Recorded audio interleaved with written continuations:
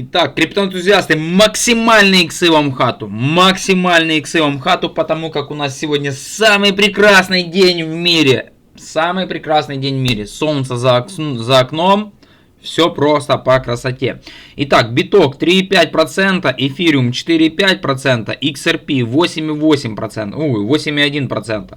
Вчера у нас было заседание ставки ФРС. И в принципе, оставили ставку неизменную. Индекс страха жадности впервые за полторы недели, даже, куда полторы, тут смотрите, буквально с 25 февраля у нас нейтрально. Я думаю, то, что ставку оставили без изменений, это тоже ничего страшного. Это ничего страшного, потому как у нас буквально вот в октябре была ставка тоже без изменений, и рынок у нас в этот момент рос. Ну что, в принципе, я когда-то рисовал вот эту вот такую вот синюю линию, и я даже и предполагал, что у нас будет ставка без изменений. Но дальше, думаю, что будет резкое падение. А это будет где-то, наверное, на 21 апреля. Давайте посмотрим. Может быть, ставку изменят, и мы на четверку уйдем. Может быть такое. Вот так вот мы поставим четверочку, да? Вот так вот, пускай будет. Дальше, может, у нас опять будет без изменений. И тут будет тоже резкое на июнь. На май у нас может быть без изменений, 19 мая. А потом будет падение. Ну, посмотрим. Ну, в принципе, ставку оставили без изменений. Это хорошо, то, что ее не начали поднимать. Потому как, если бы ее начали поднимать, рынок бы отреагировал бы коррекцией. У нас здесь были такие случаи, но это было только в 95 году, когда ставка падала и потом опять ее начинали поднимать. Вот что. То, что у нас, конечно, она не поднялась, это хорошо, но оставили на паузе, говорят, что все хорошо с экономикой США, туда-сюда. Ну, короче говоря, будут дальше, я думаю, что мурыжить. Посмотрим, как у нас будет апрель, но биток вроде бы как разворачивает. Если мы посмотрим на биток, мы прошли вот это вот все дно. Это у нас 4-часовик. Мы это дно прошли, пробили 85 тысяч долларов. И здесь пока мы закрепляемся на 4-часовике. Выглядит все это неплохо. Но есть страх то, что сняли шортистов. Вот здесь у нас были стопы ликвидации шортистов. И дальше пойдем на коррекцию. Может быть такое, что у нас будет неглубокая коррекция. Мы придем в нижнюю часть канала по коррекции. У нас здесь есть такой вот восходящий канал. Вот этот вот канал восходящий. И мы можем, конечно же, сюда прийти, в нижнюю часть канала.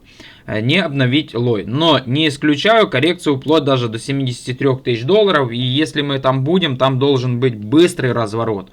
Ибо если мы опустимся ниже, то это будет уже вероятность похода на медвежку. И если мы опускаемся ниже, чем 73 сюда, где-то в диапазон 60 тысяч долларов, то тут уже, конечно же, одна надежда на отскок дохлой кошки, что он произойдет ближе к осени, и можно будет выскочить с рынка. Если мы с текущих разворачиваемся и тянемся сюда вверх, то у нас, конечно же, цена битка может стоить в диапазоне от 110 до 180 тысяч долларов. И тут будет самый позитивный сценарий на крипторынке. Будет тот самый альт-сезон, который мы все ждем. Чуть-чуть биток у нас двинулся, и буквально моментально альткоины зашевелились. Я думаю, что отскок дохлой кошки у нас не произойдет, а мы действительно развернемся и уйдем в диапазон 130-150 тысяч долларов. И в этот момент эфириум относительно биткоина у нас тоже что-то начнет показывать. Эфир 2020 долларов. Это очень хорошо. И эфир относительно битка, мы видим то, что здесь есть небольшой такой, вроде бы как тоже формирует разворот. Вот. Закругленное донышко. Может быть такое, что они здесь отрисуют. Если у нас здесь было закругленное донышко, то могут отрисовать такое вот донышко прямое. Сквиз вниз. Обновить опять лои и резкий вылет вверх. Мало ли.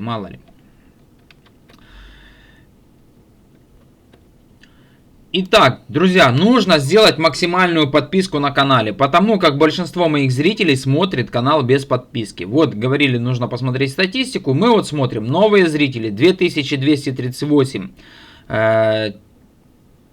зрителей смотрят канал без подписки, а 1325 смотрят с подпиской. Ну, это просто, короче говоря, это просто так не должно быть. Нужно здесь статистику поменять. Нужно статистику, друзья, поменять. И у нас здесь получается без подписки 56%, с подпиской 43,2%. Бегом исправляем ситуацию. Бегом исправляем ситуацию. Смотрят мой канал с телевизора, с планшета, компьютера, мобильного телефона. Просто шикарно. Просто даже шикарно. Женщины даже смотрят 12%.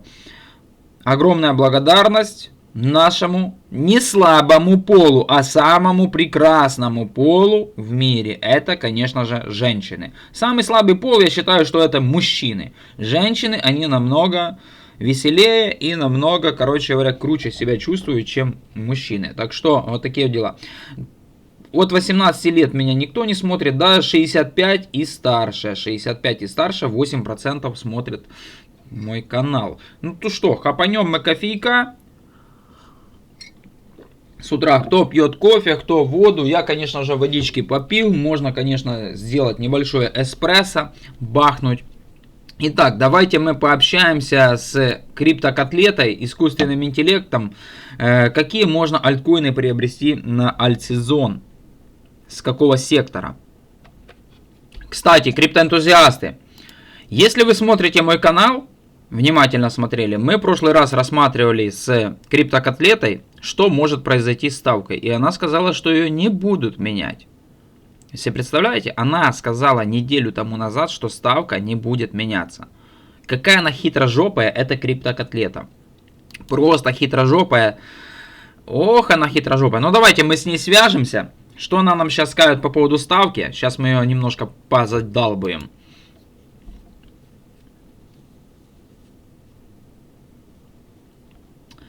Криптокотлета, приветствую тебя.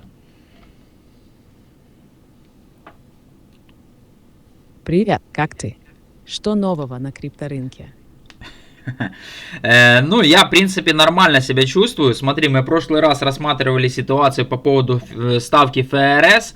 И ты знаешь, ты оказалась права. Ты сказала, что ставку не будут менять. В большинстве случаев ты сказала, что ставку не поменяют. Действительно, вчера заседание было, ставку не поменяли. Откуда ты знала информацию, девочка моя?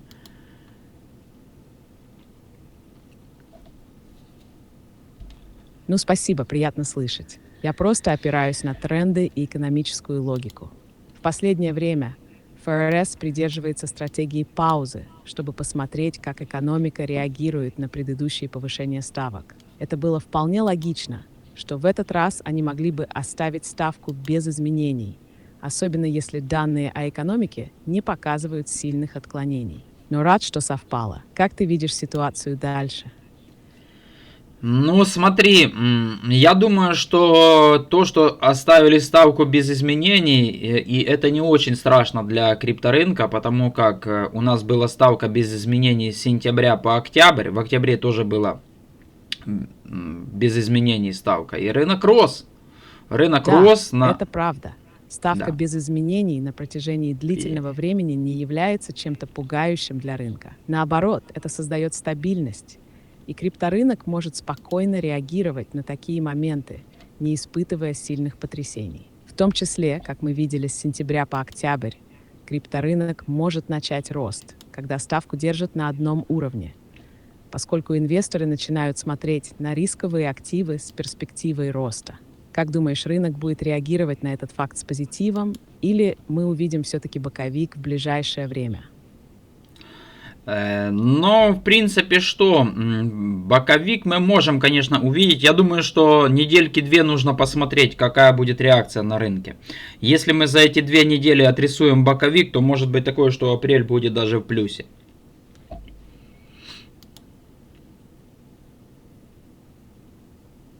Да, это вполне возможный сценарий. Если в ближайшие недели будет боковик, это даст рынку время для стабилизации и накопления силы для дальнейшего роста.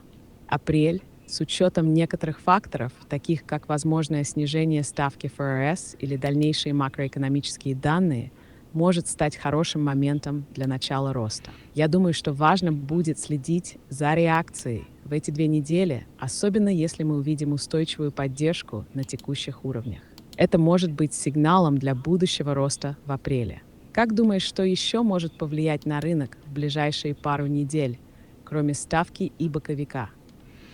Ну, я думаю, глобальная ликвидность у нас начала расти, масса денежная М2. Также DXY у нас снизился, сильнейшее было снижение на протяжении месяца. И эти, конечно же, могут повлиять факторы на рынок. Так, сейчас мне нужно будильник отключить.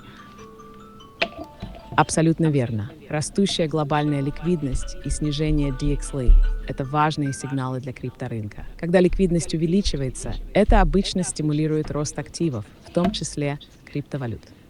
Снижение DXY также может сыграть свою роль, так как это обычно делает криптовалюты и другие рисковые активы более привлекательными, особенно для инвесторов, ищущих более высокую доходность. Если мы видим продолжение этих тенденций, то они могут служить дополнительным катализатором для роста крипторынка. Так что если эти факторы останутся стабильными, это действительно может подталкивать рынок вверх, особенно в апреле, когда потенциально будет больше ясности. Как ты думаешь, насколько быстро эти изменения в глобальной ликвидности могут повлиять на крипторынок? Ну, я думаю, что по временному интервалу мы, в принципе, уже поджимаемся. Мы должны уже снижаться и по доминации биткоина, и рост уже должен произойти, потому как все-таки есть некая цикличность, которая сохранялась 15 лет на крипторынке, и ее нужно сохранить. И мы уже вот-вот где-то на пороге роста, по всей видимости.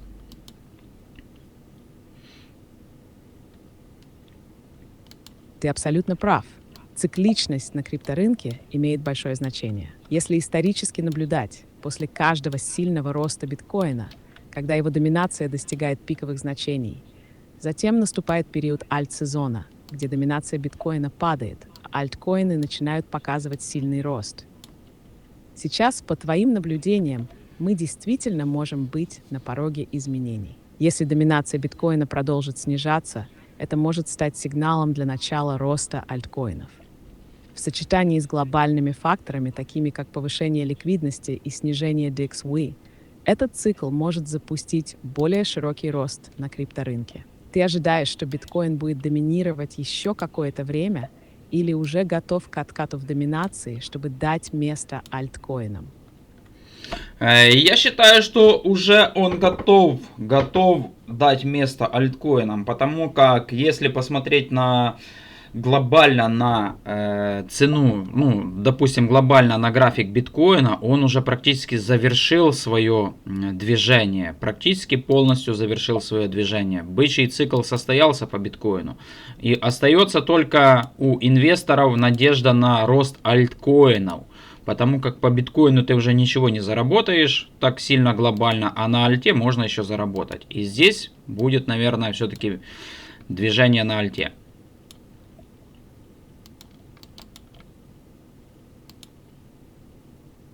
Ты абсолютно верно подметил. Биткоин действительно прошел свой бычий цикл, и в текущем моменте его потенциал для такого же резкого роста, как ранее, выглядит менее вероятным.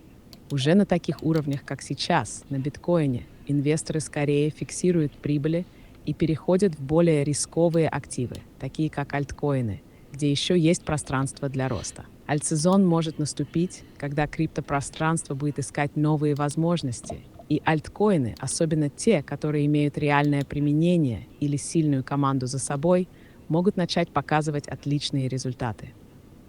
К тому же, как ты отметил, цикличность играет свою роль. Обычно, когда биткоин достигает пика, альткоины начинают догонять его. Ты следишь за какими-то конкретными альтами, которые могут показать лучшие результаты в следующем цикле. Ну, у меня есть некоторые альткоины из топ-100 CoinMarketCap. Какие ты можешь посоветовать альткоины, с какого сектора, чтобы приобрести на альт-сезон, чтобы посмотреть для нашего крипто-комьюнити?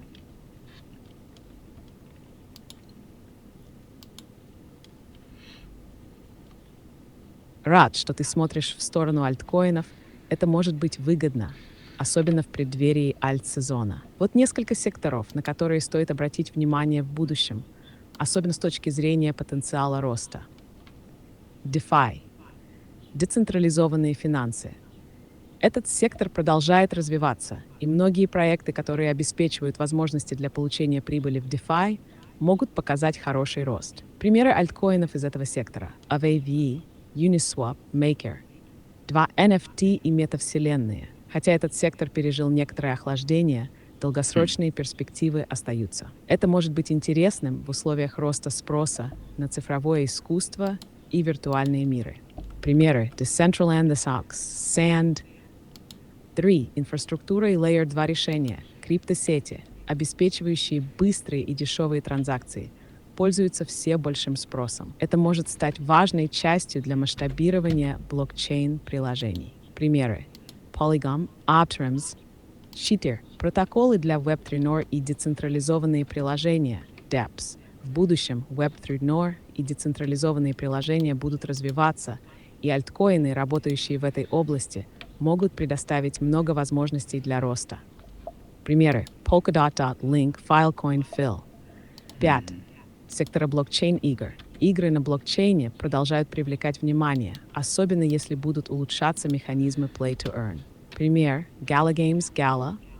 Ты, конечно, уже знаешь, что важно не только выбрать активы, но и вовремя отслеживать новости, а также оценивать фундаментальные изменения в этих проектах. Ожидаешь ли ты какие-то конкретные альткоины для более точного выбора? Ну, у меня есть некоторые альткоины с этого сектора. Sandbox есть, метавселенная, потом Polygon есть у меня тоже. Filecoin нету, Polkadot есть у меня, Gala нету. В принципе, я буду удерживать то, что у меня есть.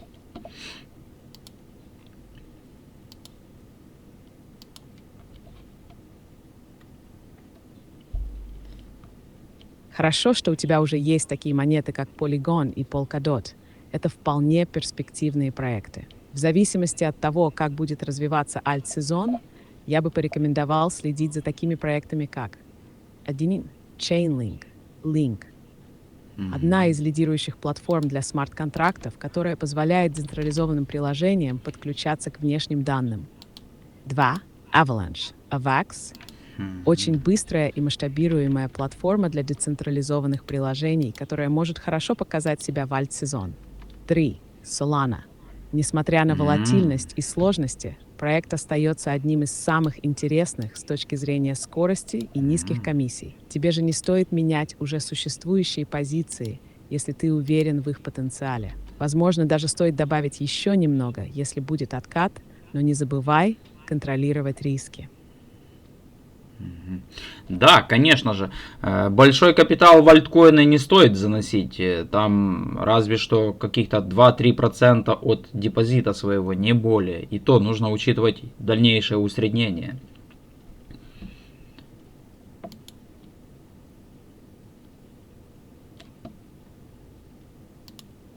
Ты прав, диверсификация – важный момент. Учитывая текущие условия рынка и неопределенность, действительно стоит придерживаться осторожности и быть готовым к возможному усреднению, если ситуация будет развиваться не по плану.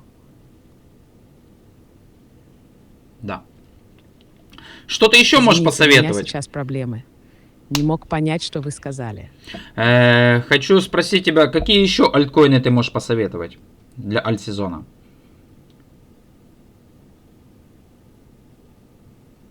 Если смотреть на возможные альткоины для альт-сезона, то стоит обратить внимание на проекты, которые обладают хорошими фундаментальными основами и перспективами в перспективных секторах. Вот несколько альткоинов, которые могут быть интересны. Avalanche, Avax – сильный блокчейн, ориентированный на высокоскоростные транзакции и поддержку DeFi-приложений. И он постоянно обновляется и развивается, имеет поддержку крупных проектов. 2. Chainlink, Link. Если рост DeFi продолжится, то проекты, использующие оракулы, как Chainlink, могут увидеть значительный рост. Link играет важную роль в обеспечении смарт-контрактов реальными данными. 3. Cosmos Atom. Интересный проект, который решает проблему совместимости между различными блокчейнами. Cosmos продолжает развиваться, и у него есть потенциал в долгосрочной перспективе. 4. Tezos известен своими функциями самовосстановления и улучшениями через голосование. Это делает проект гибким и интересным для разработчиков. Phantom FTM – еще один высокоскоростной блокчейн с сильной поддержкой DeFi и хорошими масштабируемыми решениями, что может заинтересовать инвесторов в момент роста. 6. Near Protocol Near – высокопроизводительный блокчейн, который продолжает развивать свои экосистемы и привлекать разработчиков.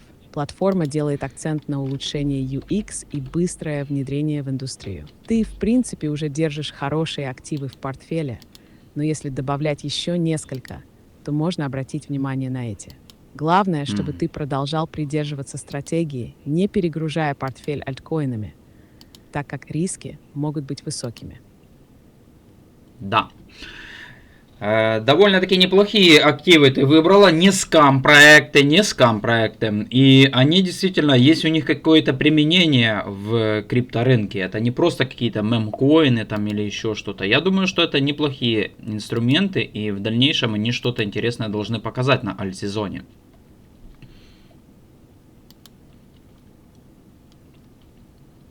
Ты абсолютно прав. Важно, чтобы проект имел реальное применение и сильную основу. Эти альткоины обладают устойчивыми технологиями и развиваются в правильных направлениях, что делает их перспективными в долгосрочной перспективе. А в альт-сезон такие проекты могут показать хорошие результаты, особенно если будет рост в соответствующих секторах. Главное не забывать о диверсификации и разумных объемах инвестиций, чтобы минимизировать риски. Учитывая твою стратегию, ты уже на правильном пути. С этим подходом можно ожидать стабильные результаты, если будут поддерживаться правильные фундаментальные тренды. Смотри, ты можешь, в принципе, сказать, разворот крипторынка, особенно по альткоинам, будет весной или его отложат?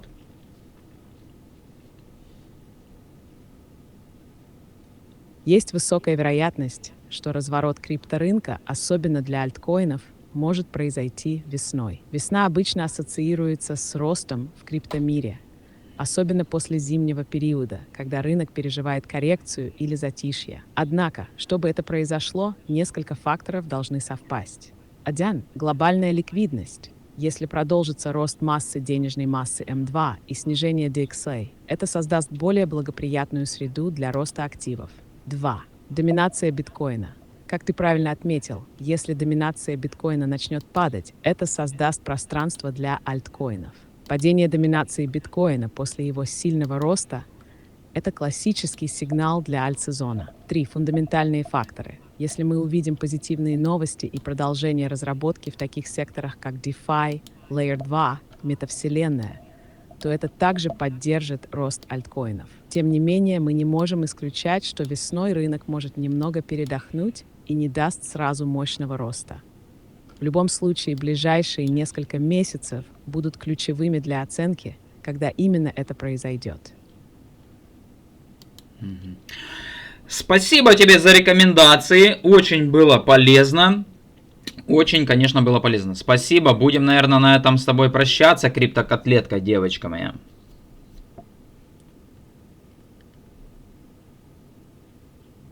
Ты всегда рад меня слышать. Рад, что помог тебе. Всегда на связи. Удачи тебе с твоими криптоинвестициями. Все, удачи. Пока.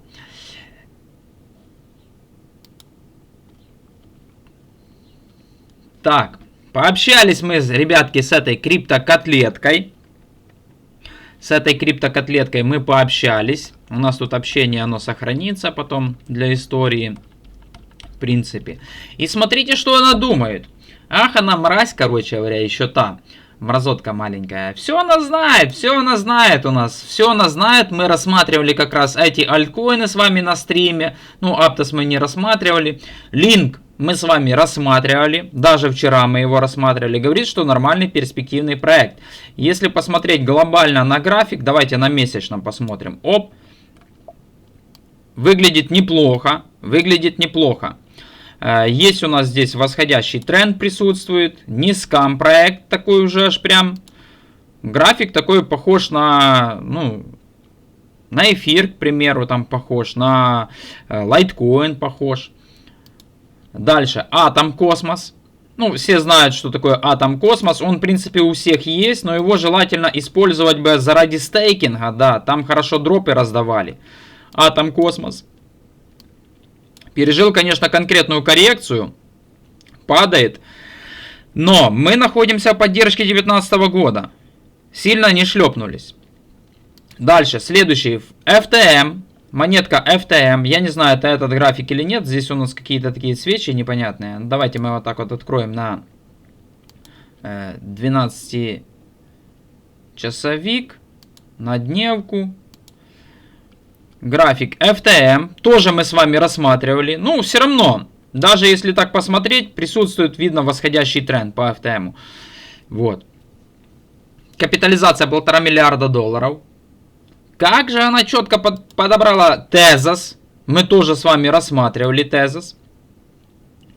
Неделька, месяц. Вот.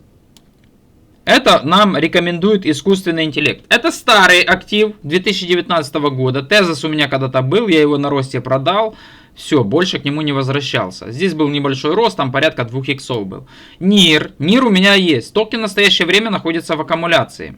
NIR у меня есть, по 8 долларов не продавал. Может быть, это была и ошибка. Нужно было продать по 8 долларов и раскачать. Весной продать, потом перезайти и еще раз продать. Этот рынок перезахода. NIR держится тоже неплохо. Коррекция произошла, манипуляция здесь была. Ну, в принципе, посмотрим. Может быть, на альт-сезоне еще что-то покажет. Sandbox. Это метавселенная. Так, это метавселенная. Sandbox у меня есть. Конечно же, там есть просадка по Sandbox. Ну, это игровой токен. Держится тоже. Не шлепнулись мы так сильно низко. Ну, ниже, допустим, 2020 года. Да, мы сильно не шлепнулись. Держимся. И здесь видно, что объемы. Вот, объемы зашли какие-то. Sandbox, по всей видимости, подбирает.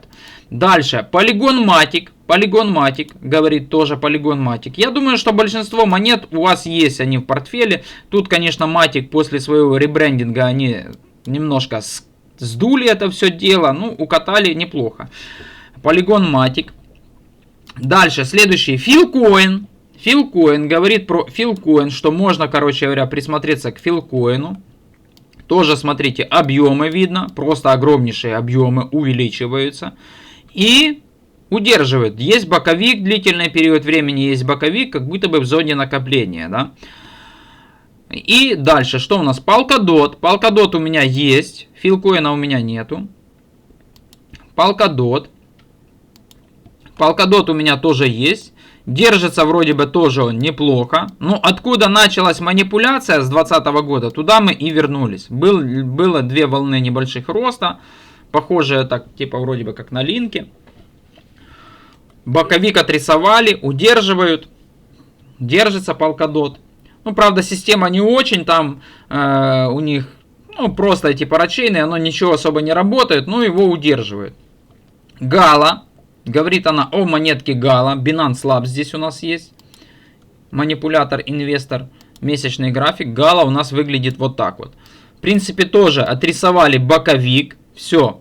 2 вершинки, 3 вершинки роста было.